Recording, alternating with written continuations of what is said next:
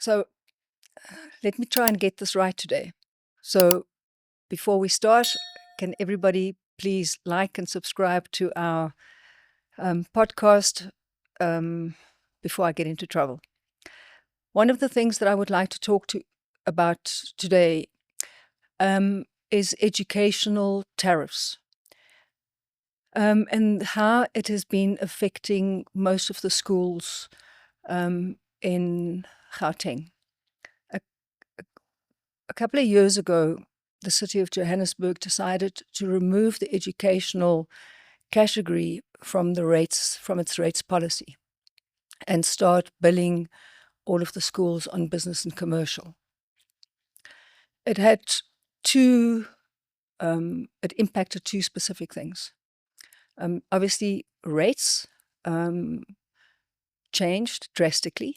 It basically increased rates 10 times. And to give you a rough idea, if a school specifically paid around about 45,000 Rand a month on rates, they're now paying roughly 500,000 Rand on rates a month. And it also impacted the tariffs that were paid for water and sewer, a massive increase. This fight with the city dates back to 2022. And I've this morning spent some time in a hearing again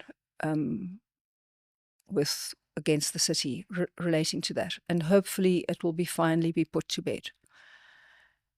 It's had a massive impact on most of the schools. There was a judgment issued against the city indicating that they should continue to only bill on educational rates as at 2021 with certain percentage increases, 4.85 for the 2022 year and 2% for the 2023 year. And logic would then say for the subsequent years thereafter that if it increased by 3.6% and 3% for the subsequent years thereafter, that is what would prevail. The city ignored the judgment and took their policy and started implementing 25 to 50, 75% and 100% up subsequent to that. What some of the schools have done is to avoid being disconnected, is that they have paid some of the fees. What some of the schools have done from an affordability point of view has paid as per the judgment issued by Judge Maddow. What the city has then done is that they've gone and they've disconnected some of the schools, the services to some of the schools.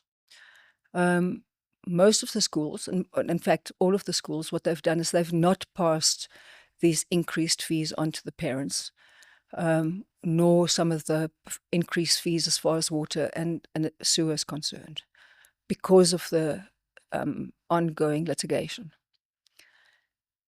These increased fees amount to hundreds and hundreds of millions of rands, most of which have been paid to the city.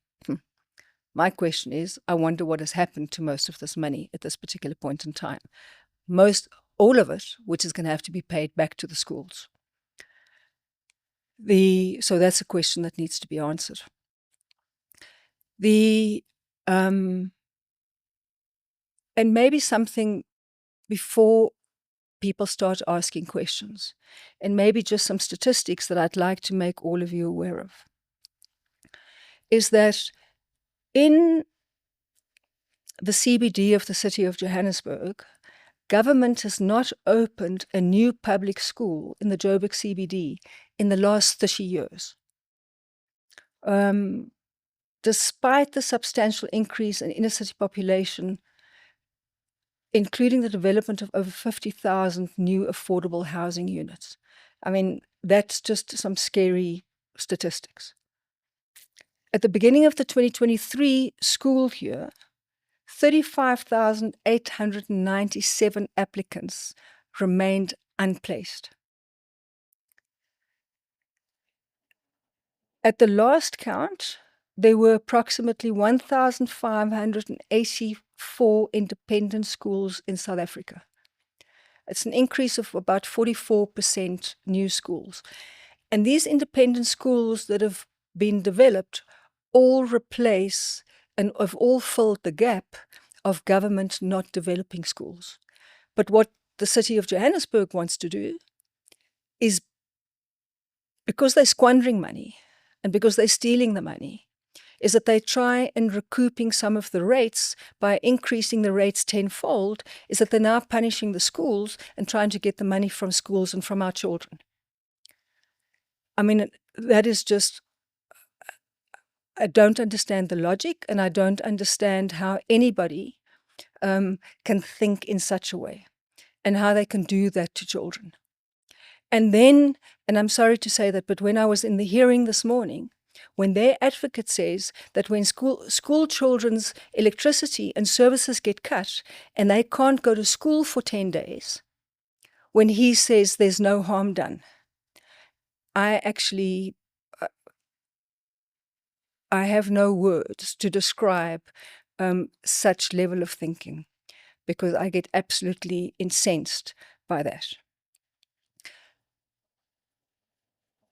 And I think that when we as citizens are not aware of these types of things, I know that we get cross because our services get cut, our rates get increased, and it becomes unaffordable for all of us. But we need to be aware of some of the other things that the city is doing and the impact that it has. And we also need to be aware of, irrespective of what's happening, this amount of money that's been taken from the rates money is all ultimately due back. And the city puts all of these pretty pictures in place about the budget and about where it's going to come from. But what they don't talk about and what they don't tell any of you of is that there's money that's been taken that's got to be paid back. And they don't tell you about that. And they don't tell you that that money has been squandered, and it's money that's got to be paid back to schools and be paid back, and where that's going to come from. And it's something that all of you need to be aware of. And serious change needs to happen within the city to make sure that things start happening properly. And I just want you to be aware of it, and I want you to go away and think about all of these things. And I hope that I haven't depressed you too much, but I hope that you can start thinking about things in a different way about how things need to happen within the city of Johannesburg. Look after yourselves.